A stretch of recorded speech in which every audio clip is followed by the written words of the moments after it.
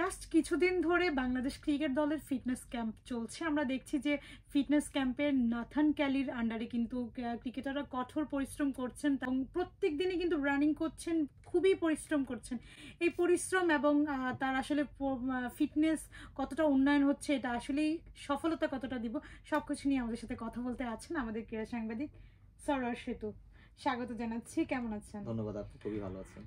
আমাদের fitness camp তো আপনি ফলো করছেন, দেখছেন, যে মনে করেন কি এটা কেমন, মানে এই ফিটনেস ক্যাম্পটা আসলে ক্রিকেটারদের জন্য কতটা উপকারী হবে এই যে সময়টা তারা কাজে লাগাচ্ছে? আমরা তো আসলে মাঠের ক্রিকেটটা দেখি যে ক্রিকেটাররা পারফরমেন্স করেন, খারাপ পারফরমেন্স করেন, ভালো পারফরমেন্স করেন, কিন্তু এই যে খারাপ ভালো পারফরমেন্সটা আসে আসলে কিন্তু ফিটনেস থেকে।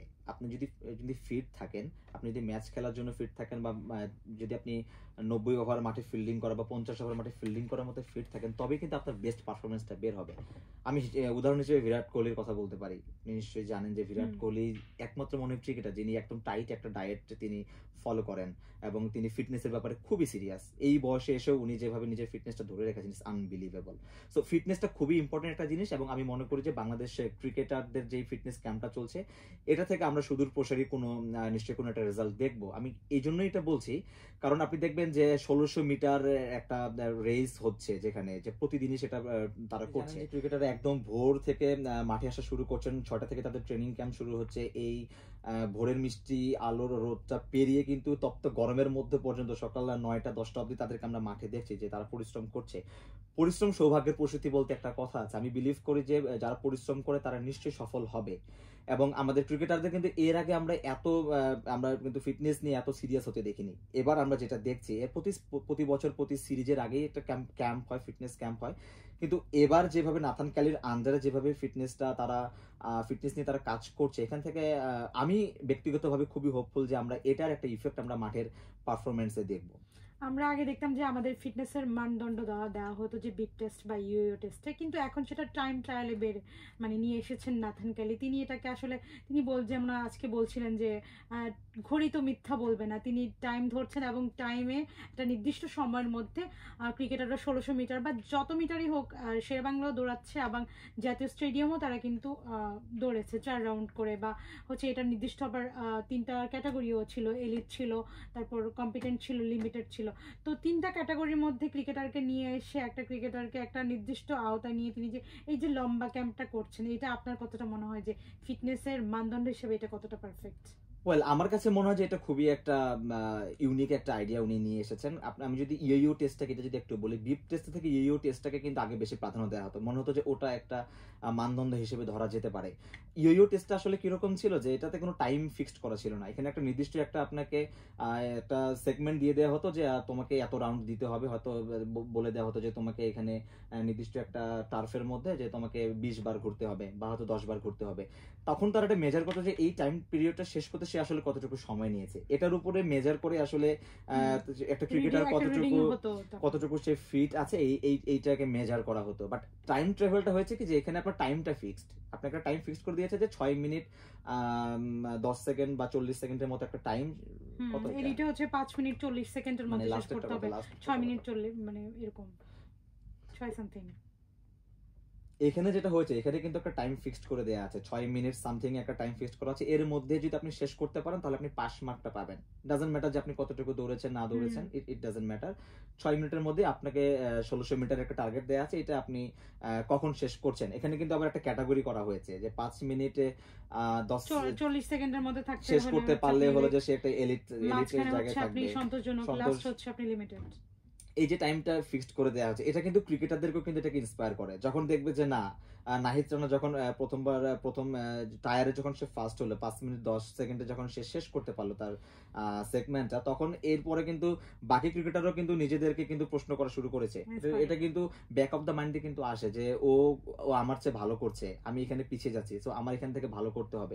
ইউইও টেস্টে যেটা হতো যে সেখানে হলো যে একবারে গিয়ে একটা রেজাল্ট পাওয়া যেত, হয়তো সাথে সাথে রেজাল্ট পাওয়া না গেলে হয়তো 1 ঘন্টা 2 ঘন্টা পরে হয়তো আমরা জানতে পারতাম যে কে আসলে কতটুকু ভালো করলো, কে কতটুকু কে কতটুকু মার্ক পেলো। এখানে যেটা হয় যে চোখের সামনে ইনস্ট্যান্ট আপনি এটা পাচ্ছেন, সো ওর পরের টায়ারে যারা দৌড়াচ্ছে তারা কিন্তু এটা থেকে আরো প্রিপেয়ার হয়ে নিচ্ছে যে ওকে, বা এখানে একটা আইডিয়া পাচ্ছে যে না যেভাবে দৌড়াচ্ছে এইভাবে আমি দৌড়ালে হয়তো আমি হয়তো আমার টাইমের মধ্যেই আমার আমার এটা শেষ করতে পারবো। নাথান কেলি কিন্তু একটা খুব ইম্পর্টেন্ট কথা বলেছেন যে ঘড়ি কখনো মিথ্যা বলে না, সময় মিথ্যা বলে না। ইয়ো টেস্টে যেটা হতো যে এখানে দেখা যায় যে তার যখন এটা শেষ হয়ে যাচ্ছে, এখানে কিছু সময়ের যদি ব্যবধান থাকে এটাকে তারা কম বেশ করতে হতো তাদের বা কম বেশ করতে পারতো না। এখানে একটা এই প্রবলেমটা তাদের ফেস করতে হতো ট্রেনারদেরকে। এখানে হলো যে এই সমস্যাটা নেই, এখানে টাইম ফিক্সড করা আছে, এর মধ্যে ভাই তুমি যদি পার হতে পারো তাহলে তুমি পাস, না হলে তুমি ফেল। সো আমার কাছে মনে হয় যে এটা খুবই একটা ইউনিক আইডিয়া, এবং এটা ক্রিকেটারদেরকে ফিট করতে বা তাদের ফিটনেসটাকে আরো ভালো করতে আমার মনে হয় যে এটা খুব ভালো কাজে দেবে। এই যে রানিং এর যে প্রক্রিয়াটার কথা আপনি বলছেন বা আমরা সবাই দেখছি যে হচ্ছে, এর মাধ্যমে কিন্তু ক্রিকেটের দুর্বলতাও মানে ফুটে উঠছে। আমরা দেখছি যে আজকে এই তপ্ত 32°C তাপমাত্রা বাইরে চলছে, এর মধ্যে কিন্তু ক্রিকেটাররা ঘামছেন, কেউ পড়ে যাচ্ছেন, কেউ মাথায় বরফ দিচ্ছেন, কেউ আবার মাঠে শুয়ে যাচ্ছেন। পারভেজ ইমনকে দেখেছি আমরা। তাসকিনের কথা বলবো, তিনিও খুব কষ্ট হচ্ছে তার দৌড়াতে, কিন্তু থামাচ্ছেন না। এই যে আরেকজনকে দেখে দেখে দৌড়াচ্ছেন, এবং পাশেই আমরা দেখলাম যে তার মোবাইলের টাইমিং স্লট অন করে তিনি কিন্তু টাইমার দিয়ে ক্রিকেটারদের বারবার পুশ করছেন দৌড়ানোর জন্য। এই যে পুশিং আপটা, সেটা আপনি কিভাবে দেখছেন? এবং ওয়েল, এই রোদের কথা যখন আপনি বললেন, যে আমার তাসকিনের একটা কথা মনে পড়ছে। 19 বিশ্বকাপের পর থেকে যখন তাসকিন যখন ন্যাশনাল টিমের বাইরে চলে গেলেন, আমরা কিন্তু জানতাম যে তাসকিন সেই নিজস্ব শুধুমাত্র পরিশ্রমের কারণেই তিনি কিন্তু সেই আমরা দেখেছি গরম তপ্ত বালুর মধ্যে আমরা তাকে দৌড়াতে দেখেছি, এবং তিনি আগুনে হেঁটেছেন, এবং আগুনে অনেক ক্রিকেটারকে আমরা দেখেছি এটা মেন্টালি তাদের অনেক ভাবে তাদের হেল্প করে আগুনে হাঁটাটা। আমি দৌড়ের কথাটা যদি বলি, এবং এই তপ্ত গরমের মধ্যে এটা অবশ্যই আপনার করতে হবে। এটাকে এই জন্যই করতে হবে, আপনি যখন টেস্ট ক্রিকেট খেলবেন আপনি কিন্তু সেখানে ডে নাইট খেলার কোনো সুযোগ নেই, বা থাকলেও বাংলাদেশ কিন্তু ডে নাইট টেস্ট খেলার সুযোগ পায় না। এখন পর্যন্ত মাত্র একটি টেস্ট বাংলাদেশ খেলেছে ইন্ডিয়ার এগেইনস্টে। সো আপনি যখন টেস্ট খেলবেন তখন কিন্তু এই গরমের মধ্যেই কিন্তু আপনার 90টা ওভার ফিল্ডিং করতে হবে, 90টা ওভার আপনার মাঠে থাকতে হবে, এবং তাদের জন্য খুবই টাফ এই গরমের মধ্যে। বিশেষ করে যখন আপনি যখন পাকিস্তানে খেলতে যান তখন আমরা প্রায়ই দেখি যে ক্রিকেটারদের ক্র্যাম্প হয়, কারণ পাকিস্তান কিন্তু অনেক গরম। বাংলাদেশে তো অবশ্যই গরম, ঢাকা তো অনেক তপ্ত একটা জায়গা, সেখান থেকে পাকিস্তান কিন্তু আরো গরম একটা জায়গা।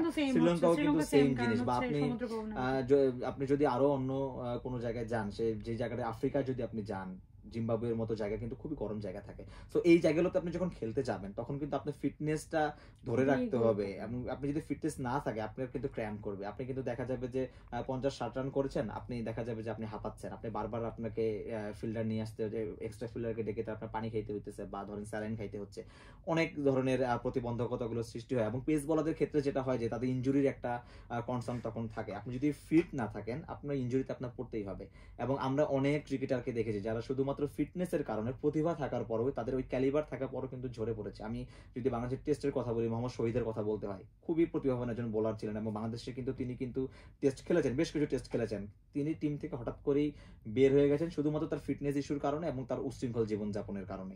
সো এই জিনিসগুলো কিন্তু মাথায় রাখতে হবে। আপনার যদি শৃঙ্খল জীবন না থাকে, আপনার যদি খাদ্যের অভ্যাসটা ঠিক না থাকে, আপনার যদি জিম সেশনটা ঠিক না থাকে, আপনার যদি মাঠে থাকার মতন ওই ক্যালিবারটা না থাকে, আপনি কিন্তু মাঠে পারফরমেন্সটা বের করতে পারবেন না। আমরা সাকিব আল হাসানের কথা বলি, বাংলাদেশের এই শুধু বাংলাদেশ না, সাকিবের মতো ক্রিকেটার কিন্তু ওয়ার্ল্ড ক্রিকেটে খুবই রেয়ার একটা ক্রিকেটার। সাকিব কিভাবে নিজেকে এত মেনটেন করেন, এই বয়সে এসে সাকিব কিভাবে তার ফিটনেসটা ধরে রাখেন? বিকজ অফ তার হার্ডওয়ার্ক, এবং সে হার্ডওয়ার্কটা করে বলেই সে বারবার ফিরে আসে, তার পারফরমেন্সের ঘাটতিটা কখনোই চোখে পড়ে না। সো ফিটনেসটা খুবই ইম্পর্টেন্ট। খুবই চমৎকার কথা বলেছেন। আমরা নাথান ক্যালিও কিন্তু সেই দিকে জোর দিচ্ছেন, তিনি ফিটনেসে খুবই জোর দিচ্ছেন, এবং তিনি শুধু ক্রিকেটার হওয়া না, তিনি পূর্ণ অ্যাথলেট গঠন করতে চান। এবং তিনি কিন্তু লাস্ট কয়েকদিন যে প্র্যাকটিস করাচ্ছেন, মানে অনুশীলন ফিটনেস ক্যাম্প করাচ্ছেন, সেটা দেখে কিন্তু তিনি খুবই খুশি যে এখনকার তরুণ যারা আছে, পারভেজ ইমন, তারপর তানজিদ তামিম, তারা কিন্তু অনেক পরিশ্রম করছে, এবং তারা অ্যাথলিট হয়ে ওঠার যে চেষ্টা, তাদের মধ্যে যে তাড়না, এটা দেখে কিন্তু তিনিও, তরুণরাও, মানে কোচও খুব খুশি। আপনি এই তাড়নাটাকে আপনি কিভাবে দেখছেন? না, এই তাড়নাটা তো জরুরি। আপনি তানজিদ তামিমের কথা বলেন বা ইমনের কথা বললেন, আমরা ইমনকে আজকেও দেখেছি, সে দৌড়াচ্ছে, সবাই কিন্তু পিছনে, ও কিন্তু সবার সামনে দৌড়ে যাচ্ছে, মানে সবাই রাউন্ড করে চলে মানে যাচ্ছে, আর ও ফিরে চলে আসছে, মানে ওর মধ্যে স্পিড এত বেশি। তাহলে এই যে ফিটনেসটা কেন জরুরি, আপনি যদি ইমনের পারফরমেন্সের দিকে তাকান, ভাই অনেকক্ষণ হয়ে গেছে টি-20 তে ইমন যে পারফরমেন্স করতেছে, এই পারফরমেন্সটা তো তার ফিজিক্যালি ফিট দেখে কিন্তু সে পারফরমেন্স করতে পারছে। অফকোর্স তার ক্রিকেট সেন্স থাকতে হবে, তার প্রপার ক্রিকেটটা জানতে হবে, সবই জানতে হবে, বাট ফিটনেসটাও জরুরি। আমরা অনেক ক্রিকেটারকে দেখেছি যে তার প্রপার ফিটনেস না থাকার কারণে ক্যালিবার ছিল কিন্তু সে ওইভাবে ইউটিলাইজ করতে পারে। আমি সারফরাজ খানের কথা আমি যদি ইন্ডিয়ার যদি আমি বলি, খুবই ট্যালেন্টেড প্লেয়ার, লাস্ট 5-7 বছর ধরে সে কন্টিনিউয়াসলি সে রান করছে, সে পারফরমেন্স করে সব জায়গায়, সে দুলীপ ট্রফি বলেন, সে রঞ্জি বলেন, আইপিএল বলেন, যখন যেখানে সে সুযোগ পেয়েছে সে কিন্তু পারফরমেন্স করেছে। ইভেন সে ন্যাশনাল টিমে এসেও কিন্তু সে খারাপ পারফরমেন্স করেনি, কিন্তু তার ফিটনেসের কারণে কিন্তু সে বাদ পড়েছে। এখন আমরা দেখছি সে ফিটনেস নিয়ে কাজ করছে। আমি বিরাট কোহলির একটা কোট দিয়ে আমি এই আলোচনাটা শেষ করবো, যে বিরাট কোহলির একটা ইন্টারভিউ আমি একবার দেখছিলাম, বিরাট কোহলি বলছিল যে হোয়াট অ্যান এফোর্ট এবং হোয়াট এ ক্যাচের মধ্যে যে পার্থক্যটা সেটা হলো 1 ন্যানো সেকেন্ডের। এই 1 ন্যানো সেকেন্ডের জন্য আপনি কাজ করবেন কিনা, আপনার ফিটনেস নিয়ে কাজ করবেন কিনা, এটা হলো যে আপনার একটা ক্রিকেটারের উপরে, মানে আমি মনে বুঝাতে পারি নাই যে একটা ক্যাচ যখন আপনি ধরতে যাচ্ছেন, আপনি খুব ভালো একটা এফোর্ট দিলেন কিন্তু ক্যাচটা আপনি গ্র্যাব করতে পারলেন না, মানুষ বলবে যে খুব ভালো একটা এফোর্ট ছিল, বাট আপনি যখন ওই ক্যাচটা যখন আপনি ধরতে পারবেন তখন বলবে যে হোয়াট এ ক্যাচ।